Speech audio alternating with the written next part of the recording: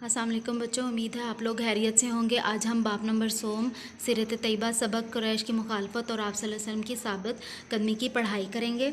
कुरैश की मुखालफत। ऐलान नबूवत से पहले अहले मक्का हुज़ूर सल्लल्लाहु अलैहि वसल्लम का बड़ा एहतराम करते थे और आप सल्लल्लाहु अलैहि वसल्लम को सादिक और अमीन कहते थे। लेकिन जो ही आप सल्लल्लाहु अलैहि वसल्लम ने लोगों को सिर्फ़ एक अल्लाह ताला की तरफ बुलाया और इन्हें बुत परस्ती और शिर्क से मना फरमाया तो वो भड़क उठे और आप सल्लल्लाहु अलैहि वसल्लम की सख्त मुखालिफ हो गए और आप सल्लल्लाहु अलैहि वसल्लम से बदकलामी करते, आपके रास्ते पर कांटे बिछा देते। नबी करीम सल्लल्लाहु अलैहि वसल्लम की साबित कदमी।